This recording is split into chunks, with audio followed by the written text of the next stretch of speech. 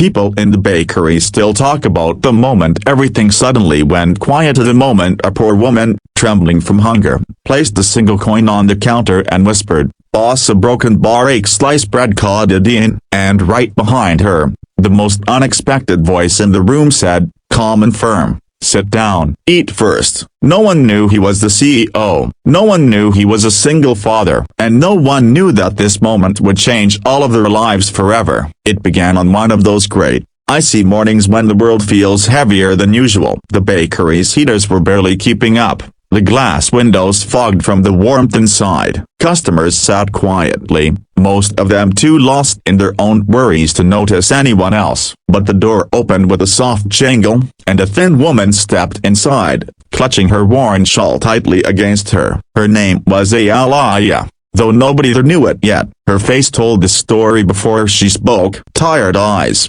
trembling lips, a mix of embarrassment and desperate determination. She walked up to the counter with slow, careful steps, like someone who hadn't eaten properly for days. She placed an old, scratched coin on the counter. 8 sliced bread called it in, she repeated softly, as if she already expected to be refused. The cashier hesitated. 1 slice? Who buys 1 slice? But before he could speak, a chair scrapped across the floor behind her. "Ma'am," a deep voice said, "please see broken bar, sit down." Everyone turned. The man speaking was tall, dressed simply in a hoodie and jeans. No one recognized him. No one guessed he was Zayn Malik, CEO of one of the biggest companies in the city, or that he was raising a little girl on his own. Alaya froze, confused. "Nah, yeah, broken bar, I just need a slice. I'll take it and go." Zayn shook his head. "You'll sit, and you'll eat a proper meal. That's not a request." The bakery owner blinked, unsure what to do, but Zayn simply picked up a menu, walked to a corner seat, and gently motioned for her to follow. After a long pause, he too tired to resist, too hungry to argue, Alaya slowly sat down. It was the first time in many days someone offered her kindness instead of judgment. "What would you like?"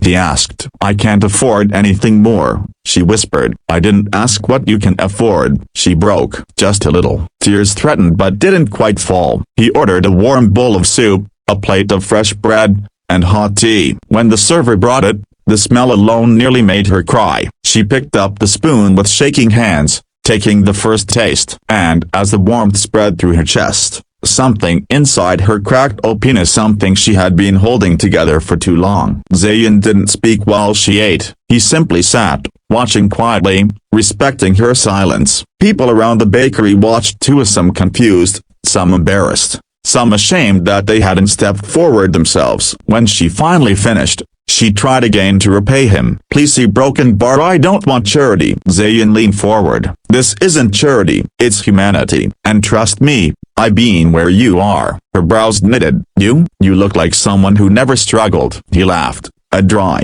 tired laugh. "My wife died 5 years ago, left me with the baby girl and nothing but bills. I didn't have a stable job. I slept in my car for 3 months while finding a way to survive. If someone hadn't fed me and my daughter back in a broken bar, I wouldn't be sitting here today." She stared, shocked. "But to broken bar, you look so successful."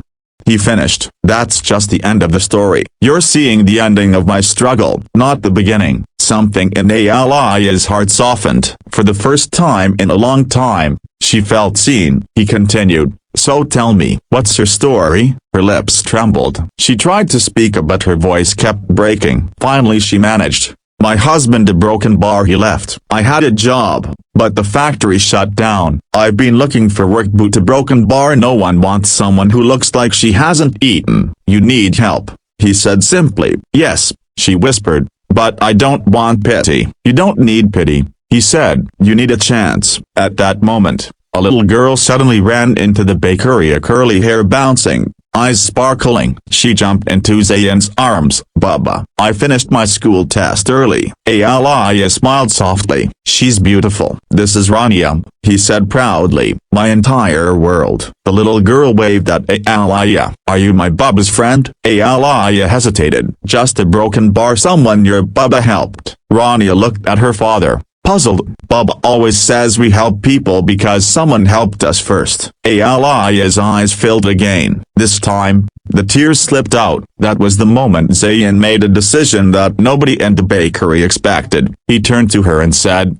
a broken bar, come to my office tomorrow. I can't promise you the world, but I can promise you a job, a fresh start. Her breath hitched. A job? Me? You have kindness in your eyes, he said. People with kind eyes make the best team members. She nodded slowly, hands covering her mouth. For the first time in months, she felt hope. The next day, she came in nervous, wearing the same shawl, but standing straighter than before. She walked into a glass building, where people whispered the moment she entered. They knew their boss never brought anyone personally. They knew this meant something. Zayn introduced her as the newest member of their customer support team. People stared, some in shock, some in judgment, but he didn't care. Everyone deserves a beginning, he said firmly. The weeks passed. She learned quickly. She worked hard. She smiled again, and little by little, her life transformed. She rented a small room. She bought new clothes. She started saving. But the biggest change came when she returned to that same bakery months later, not to buy a single slice,